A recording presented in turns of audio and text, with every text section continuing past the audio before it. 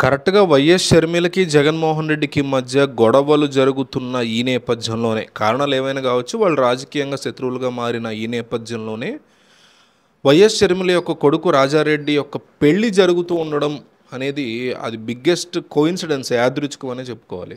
ఎందుకంటే ఆ 2 ప్రోగ్రామ్స్ ఒకటి ఎంగేజ్‌మెంట్, 2 పెళ్ళవ్వడం.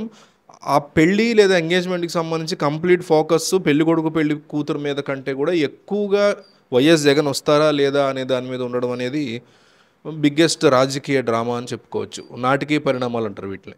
సో ఇప్పుడు జగన్మోహన్ రెడ్డి ఎంగేజ్మెంట్‌కి వెళ్ళారు. వైఎస్ షర్మిల యొక్క కొడుకు ఎంగేజ్మెంట్‌కి ఆయన వెళ్ళారు.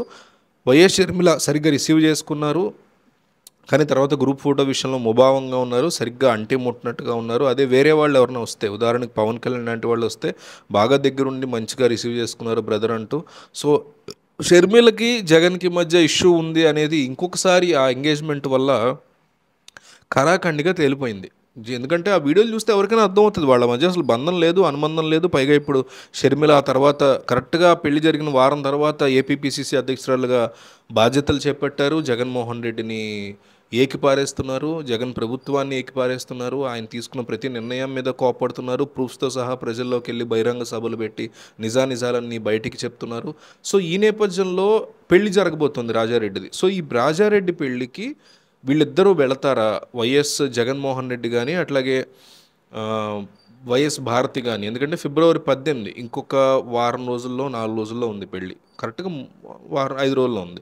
సో ఈ 5 రోజుల్లో ఉన్నటువంటి ఈ పెళ్ళికి, అది కూడా డెస్టినేషన్ వెడ్డింగ్ ఉదయపూర్‌లోనో ఎక్కడో ప్లాన్ చేస్తున్నారు. ఆ పెళ్ళికి వీళ్ళు వెళ్తారా అనేది ఒక బిగ్గెస్ట్ క్వెషన్ మార్క్‌గా అందరికీ ఉన్నటువంటి నేపథ్యంలో ఒక రకమైన ఇంట్రెస్టింగ్ డిస్కషన్ ఇప్పుడు నడుస్తుంది. ఈ పెళ్ళికి జగన్మోహన్ రెడ్డి వెళ్ళేటువంటి పరిస్థితి కనిపించట్లేదు అని ఎక్కువగా మాట్లాడుకుంటున్నారు. ఎందుకంటే అదే 18వ తారీఖు సిద్ధం సభకు సంబంధించి ముగింపు సభ జరగబోతోంది.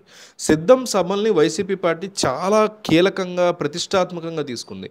భీమిలిలో జరిగినటువంటి ఫస్ట్ సభ కావచ్చు, ఆ తర్వాత దెందులూరు, ఏలూరు జరిగినటువంటి సెకండ్ సభ కావచ్చు, విపరీతమైన జనం వచ్చారు. సమీకరణ జరిగిందా లేకపోతే ఇంకోటి అనేది అందరికీ తెలుసు. బట్ జనం అయితే బాగా వచ్చారు. సక్సెస్ఫుల్గానే జరిగింది. జగన్ శ్రేణులకి దిశానిర్దేశం చేసేటువంటి ప్రయత్నం చేశారు. అంతా సక్సెస్ఫుల్గా నడిచింది. సో ఇప్పుడు ఆ సభలకి ముగింపుని రాప్తాడులో చేయాలని ఉద్దేశంతో జగన్మోహన్ రెడ్డి ప్లాన్ చేసుకున్నటువంటి ఈ నేపథ్యంలో సిద్ధం సభ ఆఖరి సభ రోజు రాప్తాడు, అనంతపురం జిల్లా రాప్తాడులో జగన్ కొన్ని కీలకమైనటువంటి హామీల్ని ప్రజల ముందు పెట్టేటువంటి ఆలోచనలో ఉన్నారట.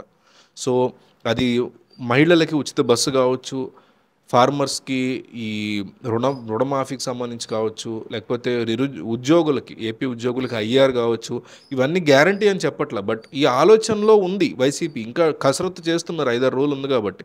సో ఎటువంటి భారీ ప్రకటన చేస్తూ సిద్ధం సభను ముగించాలి, ఆ హైతో ముగించాలి కదా. సభ స్టార్టింగ్ ఫస్ట్ సభలో కంటే కూడా ఆఖరి సభ పట్ల ఎక్కువ ఇంట్రెస్ట్ ఉంటుంది ప్రజలకి. సో ఆ హైతో ముగించాలి, ఒక ప్రకటన చేసి ఒక పథకాన్ని చెప్పి ముగించాలి. ఇదివరకు నవరత్నాలు ఎట్లా ఇంపాక్ట్ క్రియేట్ చేసో ఇప్పుడు కూడా క్రియేట్ చేయాలనే ఉద్దేశంతో ఉన్న జగన్మోహన్ రెడ్డి 18వ తారీఖు పెళ్లికి వెళ్ళేటువంటి ఉద్దేశంలో లేరని, వెళితే కనుక వైఎస్ భారతి మాత్రమే వెళ్తారంటూ వార్తలు వస్తున్నాయి. సో ఇంతకీ ఏం జరుగుతుందనే చూడాలి.